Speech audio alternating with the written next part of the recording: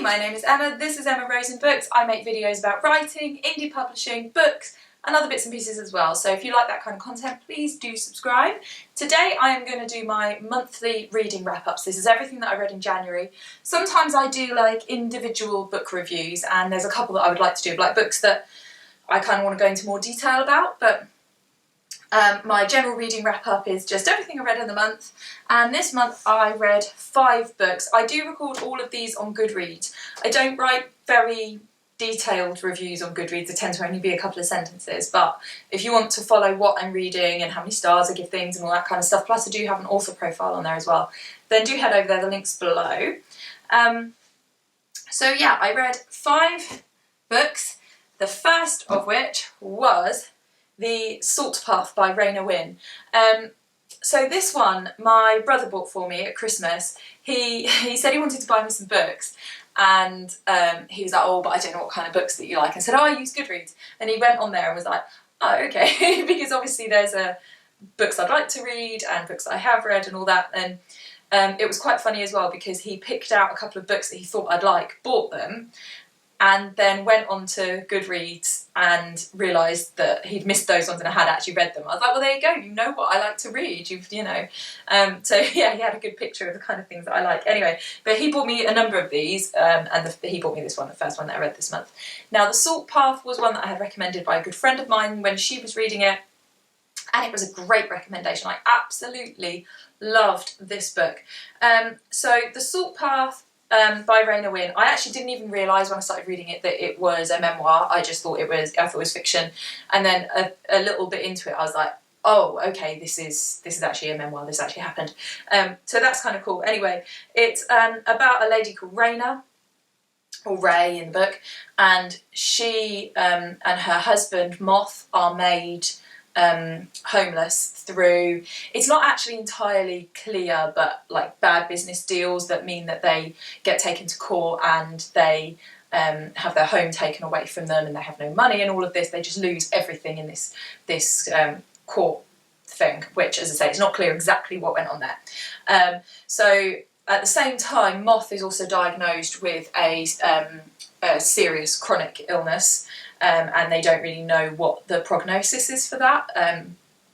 You know, it is ultimately terminal, but they don't know how long, or you know, it's all. So they've had all this awful news. They've got nowhere to live. They've got no money, and they decide to walk the.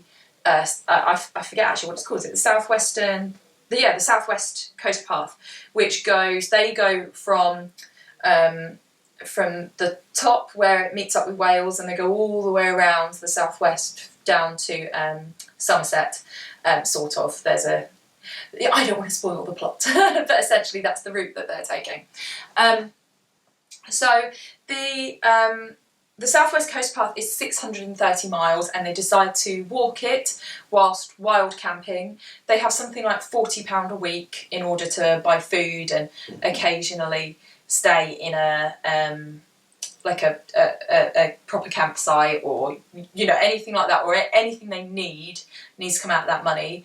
And they are, you know, they're an older couple, they've got grown-up children and all this kind of stuff. So that sets the scene, and essentially it's just a tale of them walking this coast path. Now, if you followed this channel for a while, you'll know that I absolutely adore the Southwest. I went to university in Plymouth and spent a lot of time travelling around Devon and Cornwall while I was there, and I absolutely love it. And so to be able to read this book that was just an account of that beautiful bit of coast, of the things that they saw and they experienced, and the ins and outs of various little towns, many of which I've been to,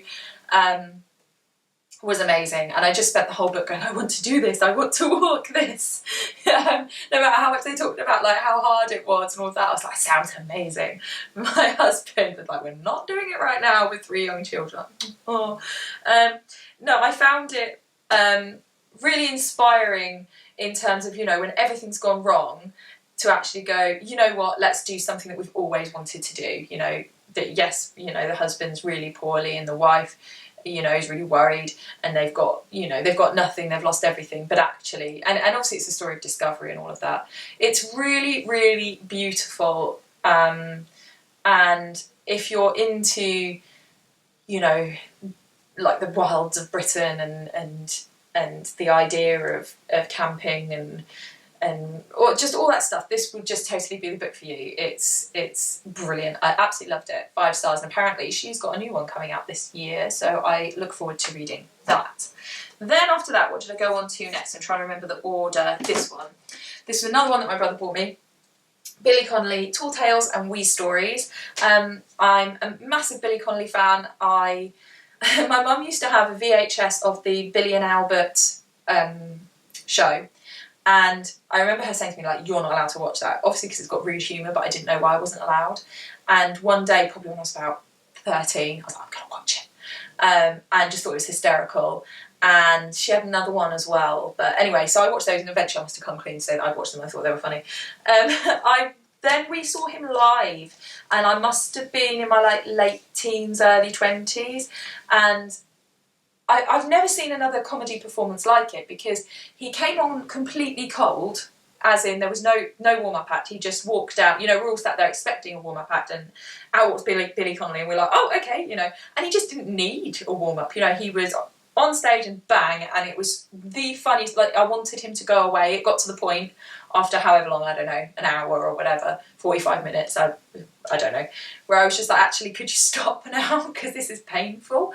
So I really, really love Billy, his name is so hard to say, Billy Connolly. And if you haven't heard of him, I imagine a lot of people have. He's a Glaswegian comedian who was particularly famous in the 70s, would that be fair to say? 70s, 80s? But still really incredibly well known now. Who now has Parkinson's, and talks a little bit about that. And he also makes like travel programmes about Scotland and America, and he's a bit of he was a folk musician as well. He's a bit of like a sort of hippie-ish kind of guy, which fits my vibe. And so anyway, my brother knew that I was a fan, so he picked this up for me as well, and I really, really enjoyed it.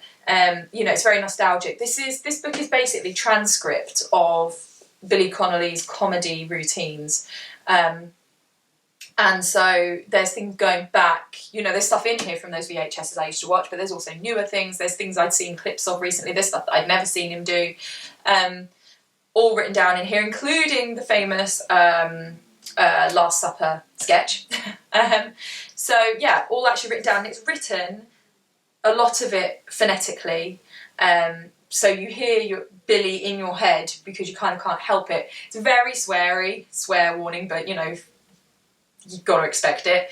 And so yeah, it's really good. All I would say as a criticism is that some of them I read and I was like, that's not funny. Like, as in, I hadn't realised, because it's all in the delivery with him, and when you read it, it's just a story about something that happened, and you read it and kind of go, there's no like punchline, there's no, some of the stories just sort of tail off, and I did kind of read it and kind of think that's just a story. Like, if I told that story, no one would care. So it did make me realise some of them I was like, that doesn't actually work on paper. But if you are a fan, it's just sort of nostalgic and funny, and yeah, I liked it. Good one. I gave that 4 stars, I think, I seem to remember. Then the next one that I read this month was another one my brother bought, The Seabird Cry by Adam Nicholson. And this one was funny. I was like, oh yeah, seabirds, you know, that fits. I was thinking, well, you know, where's he got this from? He's obviously done a search and found it. And then I found that it was in my wish list. I was like, is it? I've never heard of it. So God only knows when I added that to my wish list. But yeah, so this was one that he'd picked off of there.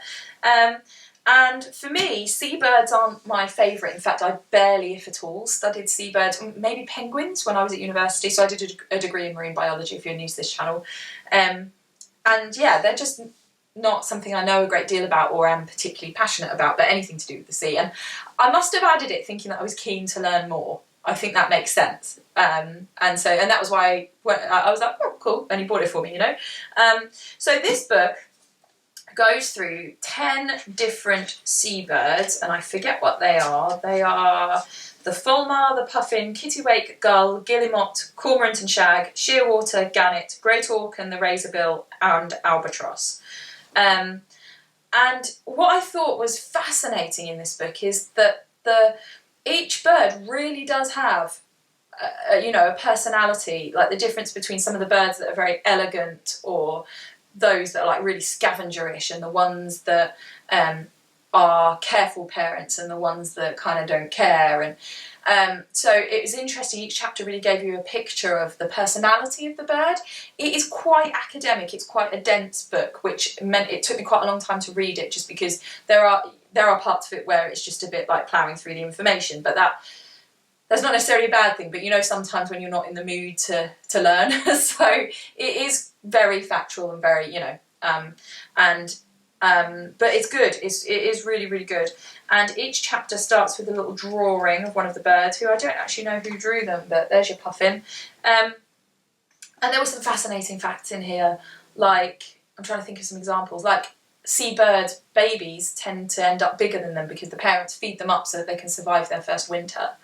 And things like the kittiwake, they live on nests that are effectively stuck on the side of cliffs, and so you know, when the babies are born, they need to have a really strong instinct not to try and leave the nest, because they will just plummet to their death. And there's a lot of stuff in here of like old experiments that are a bit unethical, but you know, it still talks about them. But for example, they got babies of other species of bird and put them in kittiwake nests, and I think they got gulls, and they just woke up and just sorry, my phone, they just strolled out of the nest and just died. And then they also did an experiment where they got like a piece of plastic and made it like with a fake cliff, but then the plastic out. And they put baby kittiwakes on like the plastic, so it just looked like a drop to them, and they like panicked and quickly retreated back to the cliff, whereas other birds they put on there just kind of strolled around it and were like, huh, cool, you know. So just there was stuff like that was just really, really interesting. Actually, I really enjoyed the kittiwake chapter. It did highlight lots of environmental issues for some of these birds where humans have use them for feathers or their eggs, or you know, whatever, and over exploited them, and where some of the birds are you know, are threatened by things like humans introducing rats. So there's an example of that, I think, with puffins. I'm not sure, somewhere in Scotland. And you are left with a sense of how much the bird populations have dwindled, and how serious it's been for these populations, and how sad it is. And I really did finish this book just thinking, oh God, I wish that there was something that I could do I don't know what I could do, but you know, you just sort of left going, oh God, that's awful. I wish. So I don't also got any ideas what I could do for seabirds. I do feed my garden birds. We don't really get any seabirds in our garden. The seagulls don't actually come in, so yeah, I don't know. I am fond of a seagull, although I have had food stolen by them on several occasions, and one really frightened my son by stealing a baguette out of his hands, scared the living daylights out of him. They're quite aggressive around here, but I quite like their style. I don't know, just the kind of, I don't know. I like a seagull. Anyway, so that kind of made me feel passionate about seabirds in a way that I wasn't before, which was, I guess, what I'd wanted to achieve with the book when I added it to my wish list, which I don't remember doing. But yeah, so if you are interested in seabirds, that is an excellent book, very well written and very interesting. I think I gave it 4 stars. I would have given it more, but I did find it quite dense to plough through it, so I just marked it down a wee bit. Then I have wanted to read this book, So You've Been Publicly Shamed, by Jon Ronson, for ages. This has been on my wish list a long time, and I've heard Jon Ronson on I think the Adam Buxton podcast, and I think Rahalestapa, but I'm not sure. I might make an updated video about podcasts actually, but I don't know. Anyway, I've heard him on various things and heard him talking about this book and the work that he did, so I was very interested to read it. And essentially this book goes through examples where people have been publicly shamed, particularly on Twitter, where they've been called out for something and then, that's ruined their life. So an example in here, and the one that he talks about a lot when I've seen him being interviewed or heard him being interviewed, is Justine Sacco, who made what was perceived as a racist tweet, but John Ronson discusses the context of the tweet in here. And she then got on a plane, and while she was on the plane, obviously no Wi-Fi and all that, Twitter went crazy about it, and by the time she'd landed, she'd lost her job, and you know, she's all over the internet. Anyone who ever searches for her name is going to find her and all that stuff. So that's one example, but he goes through other examples of where people have been, you know, caught out with something and just totally humiliated, and then the ins and outs of what that means, and the idea of, he goes and compares it to like when people were put in stocks in medieval times, and was that different, and how was that different, and what about when we look at, you know, like various kinds of sentencing and experiments about that kind of stuff, and the idea of like is there a purpose to humiliation and shame, and like, he really investigates it. It's really, yeah, it's very interesting because it does get you thinking about kind of why we do it, and what the consequences are, and how you can deal with it, and like how different people deal with it, and the different responses and stuff. So it's very, very interesting, you know, in this day and age where social media is so strong. And I mean, we've all seen it. We've all seen people who are torn apart by social media, or, you know, in lots of different scales, and people get very upset about things that are written about them and various things. You know, it's something we must all be aware of. So reading this and getting a sense of all the different facets of that experience was very interesting. I did really, really enjoy this. It's quite page-turnery. It's written in a very accessible way. I liked it. Wasn't like one of my favourites. So again, 4 stars, because I wasn't reading it going, wow, that's amazing. But it was good. It was very, very good. And I'm glad I finally got to read it. I saw it in a charity shop, just spotted it. They had it on display, and I was like, that book. I've wanted to read that for ages. It's one of those kind of never got around to buying it, but spotted it and went, oh, I love that. It's always good getting a good find in a charity shop. Then, this is another one my brother bought, The Tattooist of Auschwitz. This was another one that was on my wish list. And, or I think it was anyway. Now, weirdly, I started reading this on Holocaust Remembrance Day, which was so weird because that was completely non-intentional. I'd picked this up as my next book to read, read a few pages of it, and then seen something online about it, Holocaust Memorial Day, and I was like, that's a weird coincidence. So it felt rather apt.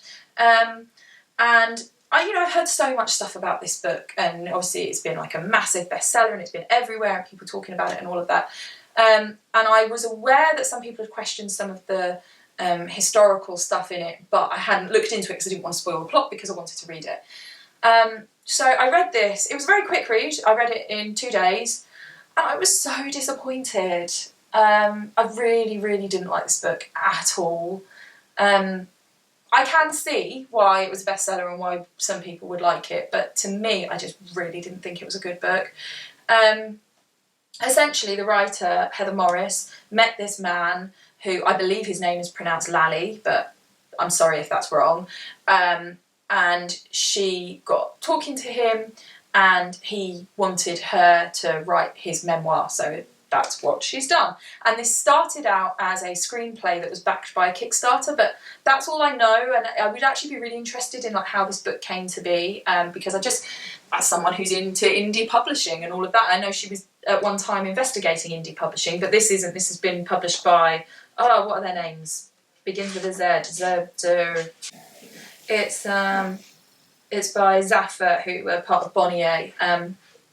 So yes, obviously that didn't happen. I just nosy. I want to know what happened. So yeah, she's written down his memoirs effectively as a survivor from Auschwitz, and it's a love story. And the story is good. Like, you can see why she felt moved to write it, and why he wanted it written, and why people like it. Like, I can see that. I can see the bones of that. You know, I can see, that's evident, but it wasn't, in my opinion, very well written, and since I've looked at other reviews, I've seen other people say the same thing, so I'm not alone in that.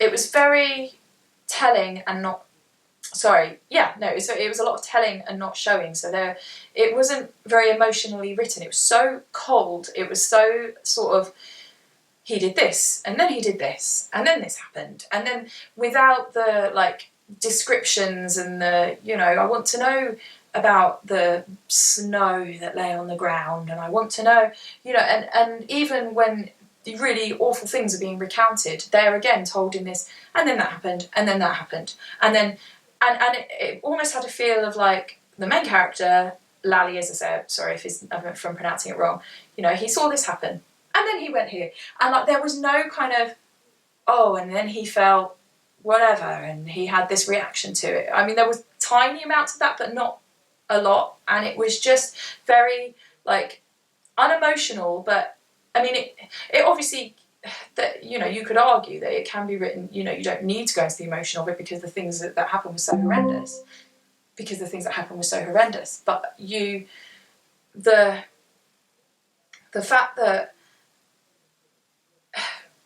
you know, you ought to feel something. I just didn't feel anything really, because no emotion was put into it, and there was no context. For example, there's a part where he's tattooing all these Hungarian people. He says there's this influx of Hungarian people, and if the book had added in about how there, you know, the facts about that there were, I forget how many, but lots and lots of Hungarian people suddenly went into camp and they all died within a very short period of time, like a couple of weeks, that would have made you read that and be like, oh my goodness. But instead you're just like, okay, lots of Hungarian people, you know.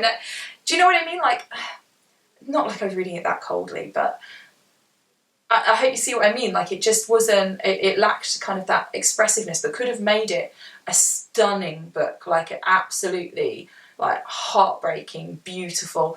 And I felt like I couldn't get to know the main character because it was written so kind of he did and then he did, rather than, or sorry, it's written in the present tense, so it's he is doing. But rather than talking about how he felt or his reactions or his, like, that was just so thin on the ground that it just made it so hard to get into those emotions and feel really moved by it. So I just thought it was a real shame. I just thought it wasn't well written at all. And then I looked up about the historical inaccuracies because I'm nosy. And again, I mean, actually, they are acknowledged in this book because this is a later edition, I think, and she'd had to make changes because people had said about the historical inaccuracies within it, and she says in it basically, well, this is a story that he told. I'm not a historian. I'm just telling the story. And I do have a problem with that as well, because I feel that if you write historical fiction, the basic framework has to be the historical facts that you then hang the story on, and that even if you are working off of people's memories, people remember things inaccurately, and you have to look at the facts, the paperwork, the evidence, all of that stuff to back up what you're saying, and to, because actually often that factual stuff, like I was saying with the example of the Hungarian people coming into the camp, that actually can be even more moving because you get the, this actually happened, and that in a historical fiction book is powerful. It's really powerful, and it is something that bothers me. I personally really like books about the Tudor period, particularly. I'm very interested in Anne Boleyn, and I really love Jean Plady's books. That's kind of almost how I got into it. And so another example is when The Other Boleyn Girl came out. I read it, and I have not read a single other book by Philippa Gregory because I was so disappointed at the historical inaccuracies in it, particularly the fact that the ages of Mary and Anne are the wrong way around. So Mary was the... now I'm confused. Mary was the younger sister, Anne was the older sister. And that's fundamental, and I just read it and kind of went, well, if that's wrong, it just spoils it for me. That's another thing that's got to absorb you in it, is the factual information and the fact that it's as accurate as it can be, because of course you fictionalise events, you are going to tweak things to make it a good story, or add bits in that you don't know what happened, and make of course you are that storytelling. But if you're basing your story on something that really happened, then the factual stuff has to be there. So all that put together, I just didn't like it. which is sad. But, you know, lots of people do, so don't let that put you off. Give it a go, because, you know, it is very popular. It might just be me, so, but no, I didn't like it. So, 5 books this month. What am I reading at the moment? I am reading, it was here, Checkmate by Mallory Blackman, because I want to carry on working through the series. So I read 2 of these books last year, so I'll obviously talk about that in my next reading wrap-up. All of these books that I have read are listed below. I do use affiliate links, so but that's all clear in the description. So if you want to get more information about any of these books, then there are links below for those. Obviously with affiliate links, it means that for no extra cost, I get a few pennies. So that's always a bonus. So if you were thinking of buying one of these and you wanted to use one of my links, then that would be awesome. And obviously links to all my social media and all that stuff is below as well. Let me know what you thought if you read any of these books, particularly The Tattooist of Auschwitz, I guess, because I feel like that might be really controversial that I didn't like it. Have you read any of these? What did you think? What are you reading? Do let me know in the comments. Please like this video if you did enjoy it, and yeah, please subscribe for more videos like this. I will see you next week for another video, and I can't think what it's going to be, but anyway, I'll see you soon. Take care.